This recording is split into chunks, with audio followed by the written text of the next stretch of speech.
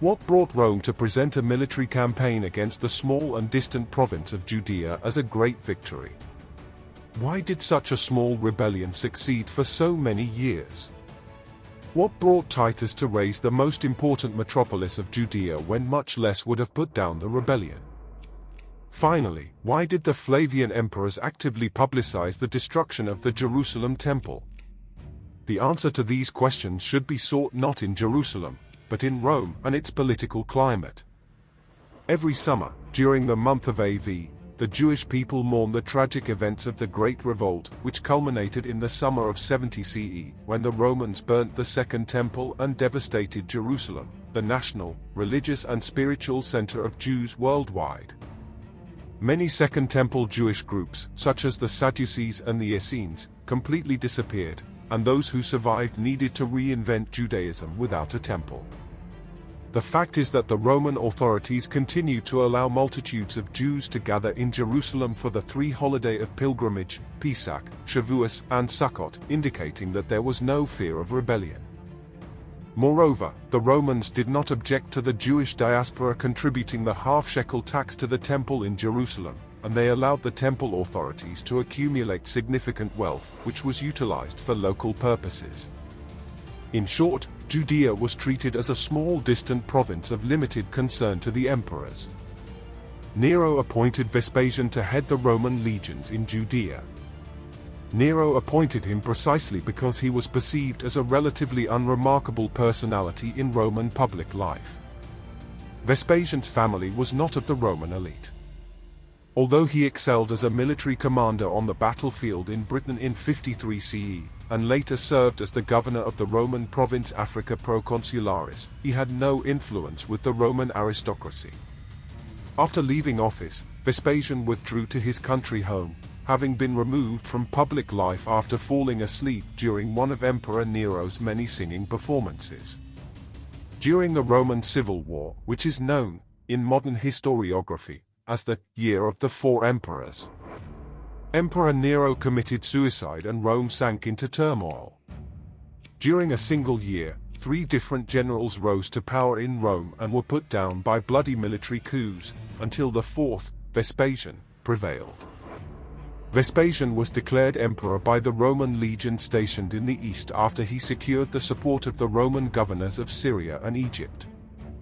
This support resulted from Vespasian's machinations during his time in Judea.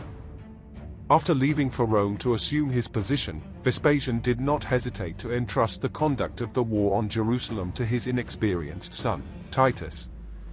This is because the Judeans posed no real threat and the rebellion was still considered to be a minor incident in the background of political intrigues in Rome. After the turmoil of the Year of the Four Emperors and a long period of instability in Rome, the Roman elite feared a total collapse of the public order. Vespasian sought to present himself as the emperor who brought back stability. Thus, the tactics in Judea needed to change, and instead of a prolonged campaign, he needed a prompt and decisive victory.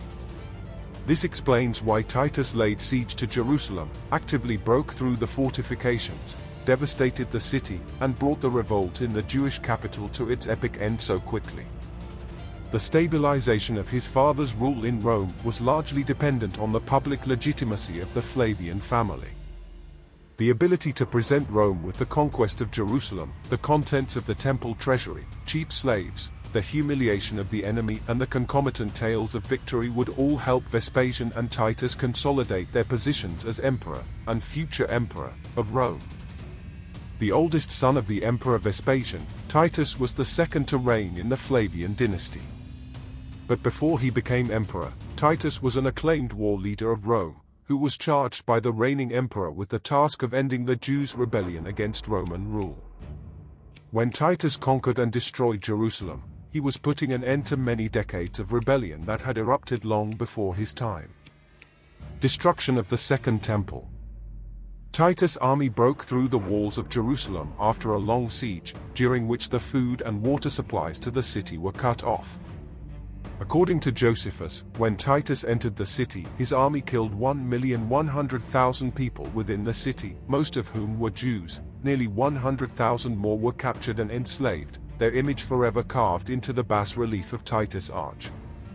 There is controversy as to whether Titus intended to destroy the temple. Josephus claims that the destruction of the temple was initiated when a Roman soldier threw a torch inside its walls, kindling a blaze. Other historical sources believe that Titus had intended all along to destroy the temple. Titus was crowned emperor of Rome in 79 AD, less than a decade after his triumph in Jerusalem. Among his achievements as emperor was the completion of the famous Colosseum, which some historians believe was built by Jewish slaves. If you like my videos, please subscribe to my channel. Thank you for watching.